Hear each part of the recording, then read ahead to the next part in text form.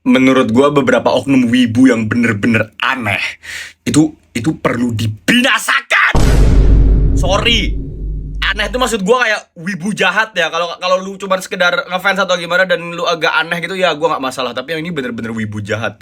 Karena wibu-wibu jahat kayak kalian tuh merusak nama baik wibu secara general. Jadi orang-orang ngelihat wibu tuh kayak aneh banget.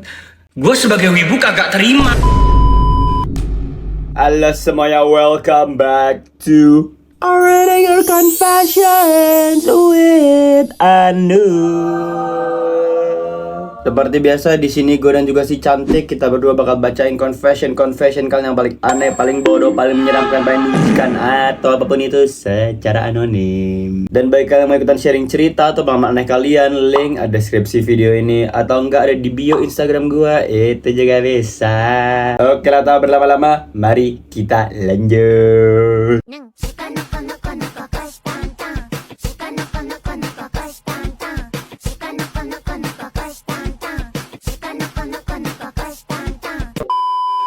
Hai Nul, gua Victoria. Ini cerita tentang mantan gua. Seorang wibu yang bener-bener wibu aneh, wibu gila, wibu jahat, wibu sakit. BTW gua ceweknya. Awalnya kita berdua pacaran gara-gara sefrekuensi Nul. Sama-sama suka bahas anime dan sama-sama absurd juga jokesnya. Gua nih juga cosplayer Nul. Sering banget cosplay karakter dari game atau anime. Terus 1-2 bulan berlalu kita pacaran kan. Semua ya kayak biasanya aja, panggilan pakai sayang, ngingetin makan, dan sebagainya.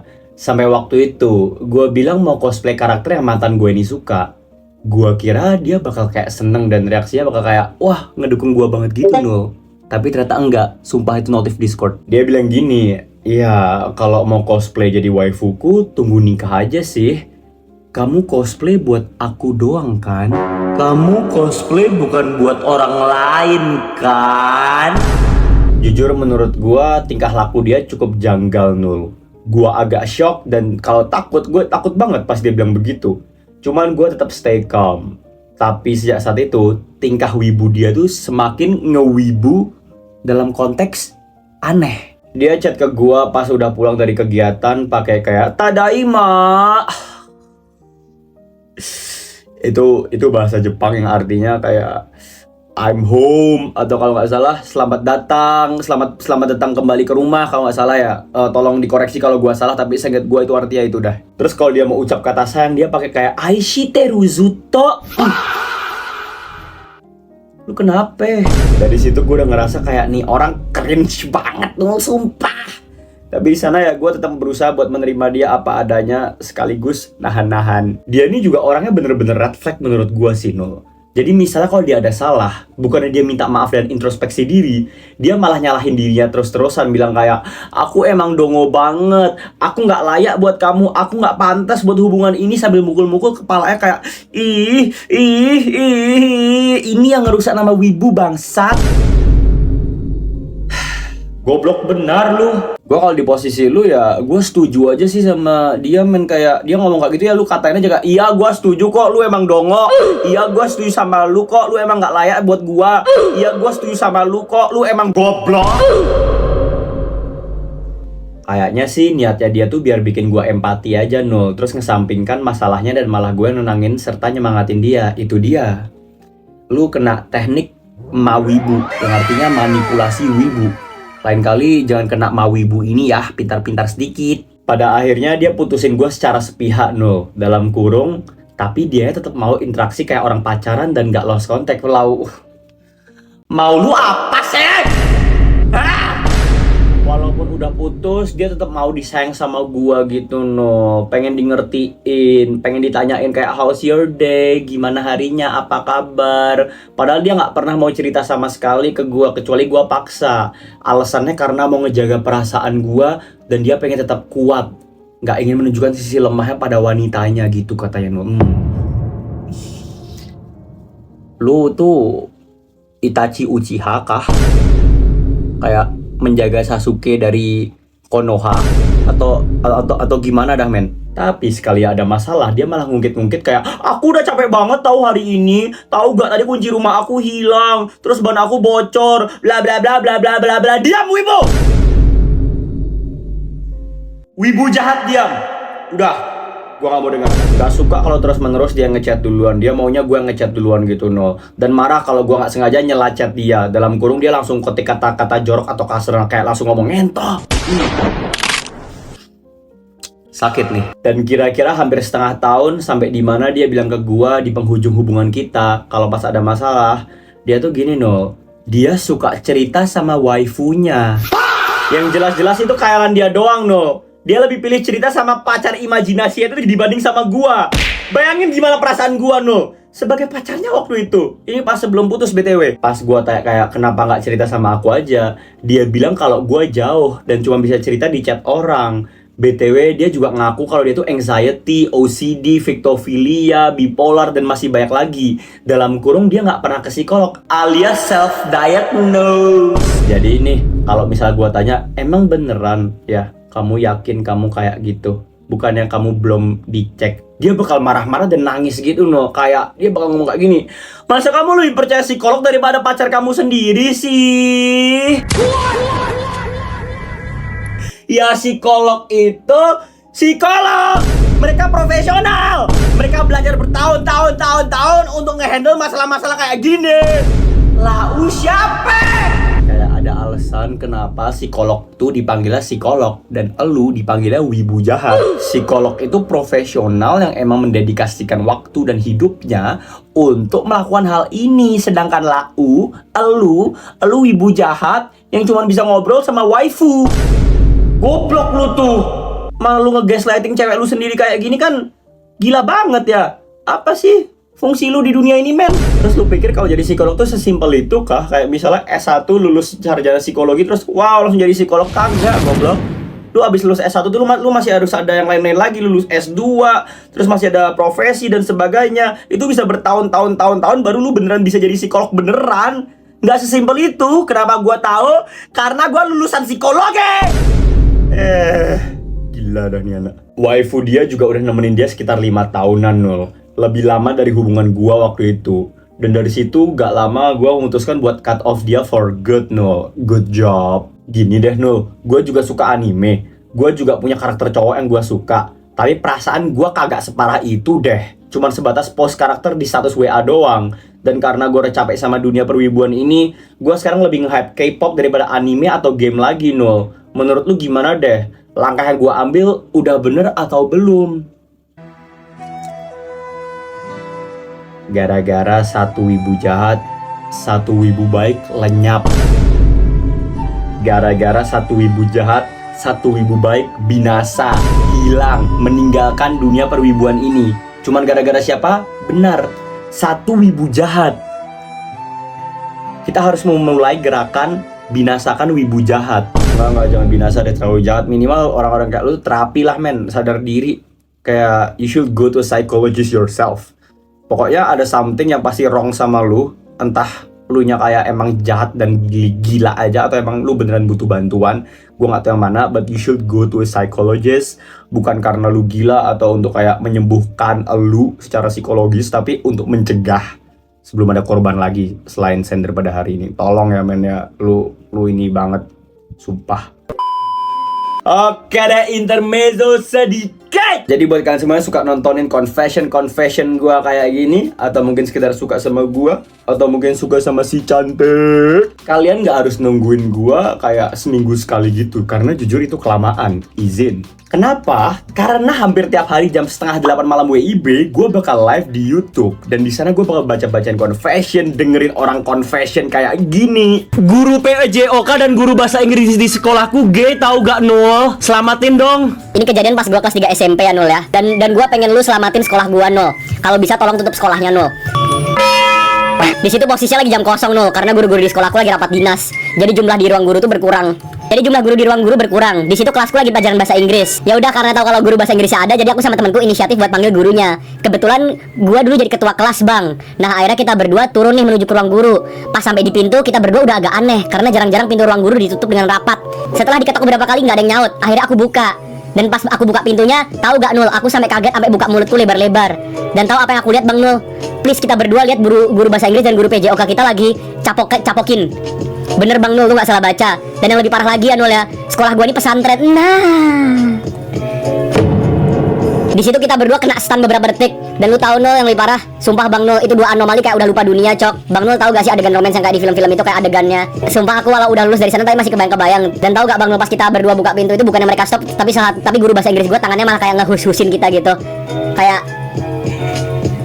akhirnya kita tutup lagi dan kita balik ke kelas. Itu posisinya aku udah mual mau muntah gila. Terus temanku ini cerita ke teman-teman kelas kalau dia ngeliat apa yang baru dia lihat. Dan dia akhirnya jadi gosip-gosip dan itu sampai ke capseknya. Dan kayak mereka berdua mau dipecat sebagai guru, tapi sampai sekarang masih belum diproses Nul. Kira-kira kapan mereka dipecat ya Nul ya? Katanya udah bakal diproses. Tapi dari gua kelas 3 SMP sampai sekarang gua kelas 3 SMA, itu mereka berdua masih jadi guru di sekolah yang sama. Menurut lu emang proses pemecatan guru itu emang selama itu ya Nul? Lu jangan goblok-goblok lu jadi orang. Maksud gua kayak lu ngotak lah, nggak usah nanya gitu, lu rage baiting gua atau gimana sih? Mana ada pemecatan guru prosesnya 3 tahun? Ya emang gak diproses aja itu, jujur aja, iya. Masa proses pemecatan 3 tahun, chat? Goblok ya, Aisyah, gak boleh kasar, duh. Gila dah, gue setengah bulan gak live langsung lupa cara live, anjir. Lu maaf ya, maaf, gak boleh kasar-kasar, iya, gue streamer family friendly, sorry, bener, thank you udah ingetin. Mabar sama kalian, seru-seruan, nobar sama kalian, dan sebagainya. Jadi kalian tunggu apa lagi? Jangan lupa join live YouTube gua tiap jam 7:30 malam WIB. Jangan lupa buat nyalain bell notifikasi juga biar nggak kedengaran. Intermezzo selesai. Aku suka sama kamu, Nul. Thank you. Halo Nul, panggil aja aku Risma, cewek, dan sekarang udah umur 20-an awal. Aku udah kenal kamu dari dulu Nul, dari zaman kamu masih alay, dalam kurung 2021. Stop! Gak usah bahas zaman 2021 TikTok gua dan sebagai, tolong hapus dari kepala kalian. Makasih.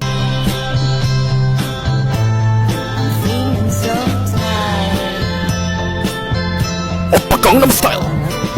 Dan jujur aku emang udah suka sama kamu di situ Nul, tapi akun aku di-banned lagi. Jadi udah lama banget nggak main TikTok. Dan pas nggak main TikTok itu aku ngerasa kurang Nul, soalnya nggak lihat wajah kamu. Sampai aku pernah nangis gara-gara kangen sama kamu Nul. Jujur alay. Saya apresiasi antusiasmenya tapi jujur alay. Nangis anjing katanya. Terus beberapa tahun kemudian aku download TikTok lagi soalnya udah lama nggak main TikTok. Terus muncul video kamu Nul, yang bikin rasa kangen aku tuh menghilang. Aku ngerasa kayak hidupku bersinar Nul pas ngeliat wajah kamu buat pertama kalinya. Aku mikir kayak, wah makin ganteng aja.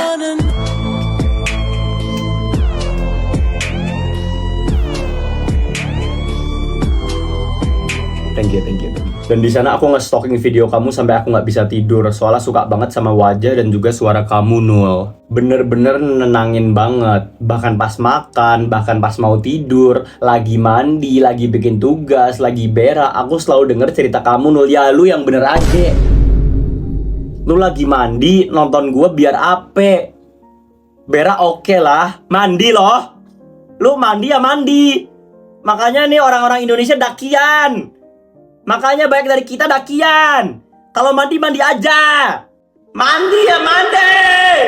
Bahkan pas ngeliat kamu live atau post video baru, aku bahagia banget. Lebih bahagia dari apapun itu.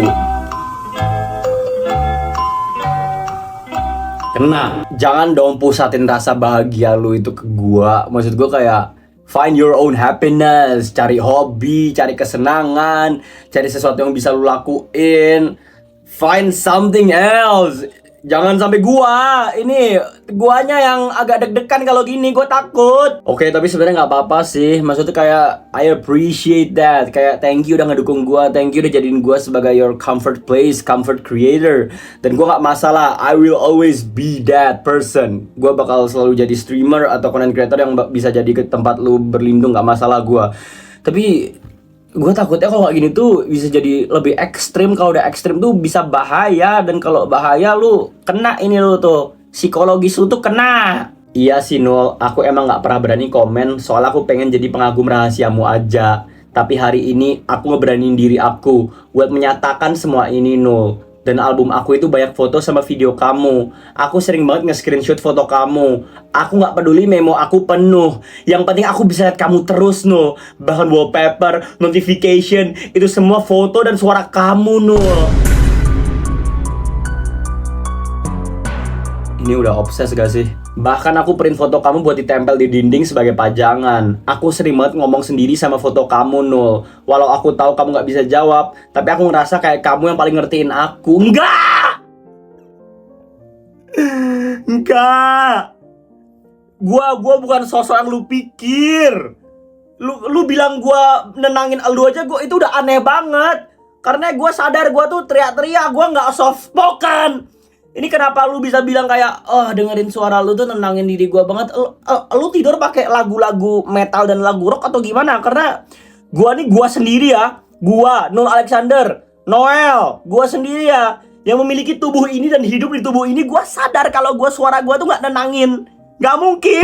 Aku gak punya teman cerita yang lain, Nul. Makanya aku cuma bisa cerita ke kamu. Dan kalau kamu baca cerita ini, aku makasih banget, Nul. Akhirnya aku bisa menyatakan semuanya. Aku lega. Gak ada yang disembunyikan.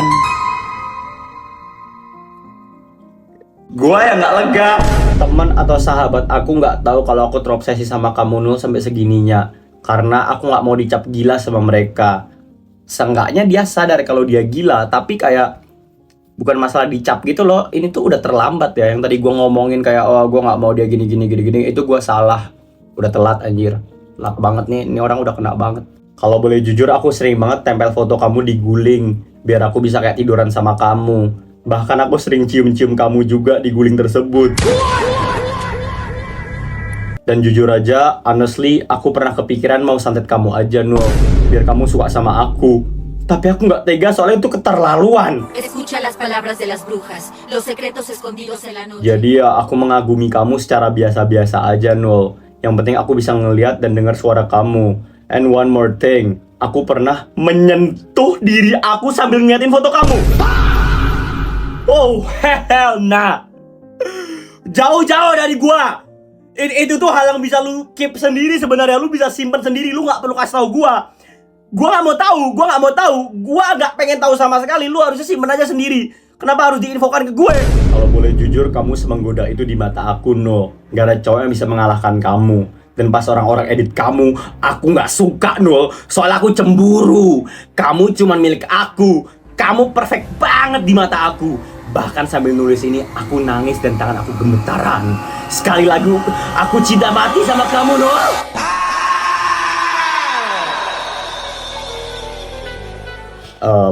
I don't know what to say. Mungkin buat kalian yang lagi nonton ini, gue cuma bisa minta tolong sama kalian, bantuin gue, bantu doa. Gue butuh bantuan dari doa dari semua agama di Indonesia. Dan buat lu, kalau misal lu nonton, kalau lu seobses itu sama gue, harusnya lu nonton episode ini ya. Harusnya lu sakit banget lah, men. Jauhin gue lah. Kalau mau suka gue ya udah sebatas wajar aja. Ini gue takut anjing. Kalau one day gue lagi ke kota dia, terus dia tahu, terus gue ditangkap dan disergap gimana? Anyway guys, tolong doain gue ya. Makasih. Oke deh, kita lanjut ya. Kita masuk ke cerita terakhir ya teman-teman. Semoga cerita terakhir ini lebih santai dan bikin lebih tenang lah, biar gue nggak pusing kayak gini. Hai Nul, sebelumnya kenalin aku. Aku anak ketiga dari 4 bersaudara. BTW, aku anak perempuan sendiri. Adik dan juga 2 kakakku, mereka semua laki-laki. Jadi gini Nul, aku sedari awal terlahir sebagai anak yang kurang beruntung. Aku dari awal hadir dalam kandungan ibuku, aku sudah tidak diterima sama mereka. Dalam kurung orang tua kandungku. Hanya karena apa? Hanya karena aku terlahir sebagai perempuan. Dan sebelum aku lahir, orang tua kandungku menawarkan diriku seleb barang ke orang lain. Agar nanti setelah lahir, aku langsung mendapatkan orang tua adopsi. Oh itu gila banget anjir. Waktu terus berjalan. Aku nggak tahu kalau ternyata dari awal aku lahir di dunia ini. Dan tak ada satupun orang tua kandungku yang menghargai diriku. Hingga akhirnya aku dirawat sama orang tua angkatku. Sejak awal aku lahir di dunia ini. Guys, BTW ini sendernya kayak udah cukup tua. Mungkin kayak tante-tante gitu, mungkin umur 40 tahun ke atas gitu ya. Karena penulisannya dia tuh kayak jadul banget, kayak AQ, terus kayak anak Q gitu dan sebagainya. Tahu gak sih typingan ibu-ibu gitu. Awalnya aku mengira kalau aku anak kandung mereka. Sampai pada akhirnya ketika aku menikah, aku diberitahu siapa aku dan dari mana asalku. unpopular opinion sedikit menurut gua. Menurut gua kalau misalnya anak kalian nggak nyari-nyari tahu atau kayak ada clue atau hint yang bikin anak kalian ini jadi kayak mempertanyakan eksistensi mereka tuh beneran anak kandung atau anak angkat, ya seharusnya sebagai orang tua tuh kayak nggak usah dikasih tahu gitu loh. Menurut gua kayak disembunyiin aja, karena anak kalau tahu itu bisa shock. Oke, beberapa dari kalian mungkin bakal berargumen kayak, ya anak pantut diberikan kejujuran, mereka mau tahu apa ada yang nggak semua anak mikir gitu loh. Dan kalau misalnya mereka nggak tahu, itu kan lebih baik. Makanya ada peribahasa, what you don't know won't kill you, gitu loh kalau nggak salah. Pada awalnya aku bahagia aja dan tetap mencintai orang tua kandungku. Tapi satu kejadian besar mengubah semua persepsiku, Nul. Aku baru nikah 1 bulan dengan suamiku kan. Tapi aku harus bercerai karena aku difitnah habis-habisan sama mantan suamiku. Dan anakku difitnah kalau dia bukan hasil dari darah dagingnya. Bentar. Wait, baru nikah 1 bulan kok udah punya anak? Maksud gue kayak, lu... Hamidun. Harga diriku yang diinjak-injak itu membuat aku sedih. Aku berusaha meminta perlindungan dengan orang tua kandungku, tapi mereka gak peduli sama aku. Padahal posisi saat itu, aku lagi hamil. Lalu tibalah waktu anakku lahir. Aku diuji hebat sama Allah. Saat itu aku yang nikah, posisi lagi kuliah, harus berhenti sejenak karena aku gak ada uang. Tapi uang tabungan yang seharusnya buat kuliah habis sama mantan suamiku yang ternyata mau kondo. Oke, ternyata kayaknya nggak hamidun, cuman sekedar hamil aja. Tapi cara dia cerita tuh seolah-olah udah kayak anaknya udah ada gitu. Jadi gue sempet mikir kayak, ini lahirnya di luar nikah. Dan saat itu aku minta sama orang tua kandungku, minta buat bayar uang kuliah biar aku bisa menyelesaikan skripsi.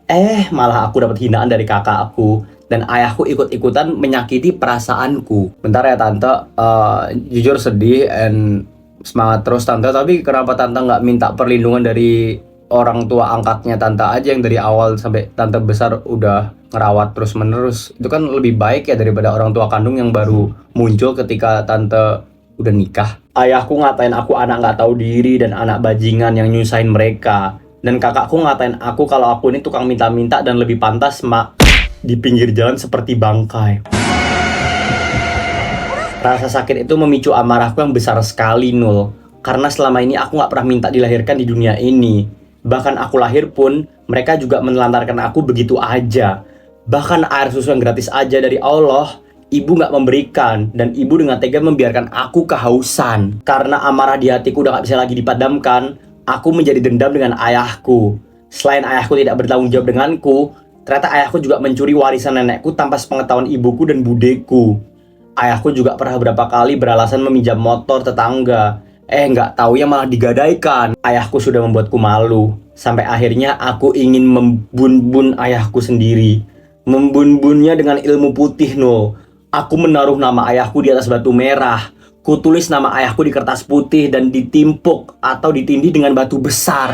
Aku membayangkan kematian ayahku. Dan saat itu aku membayangkannya kayak bagaimana ayahku bisa dalam keadaan yang buruk, Nul. Akhirnya aku bayangin ayahku meninggoy menggunakan mobil putih. Dan aku membayangkan dirinya tergencet oleh benda besar. Dan yap, ayahku mati dengan keadaan yang kuharapkan. Sama persis seperti apa yang kubayangkan pada saat itu.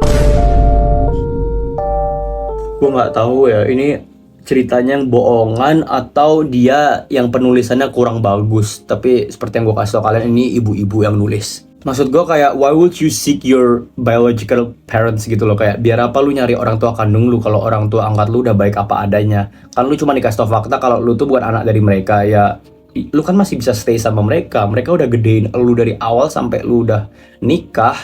You don't have to go back to your orang tua kandung lu.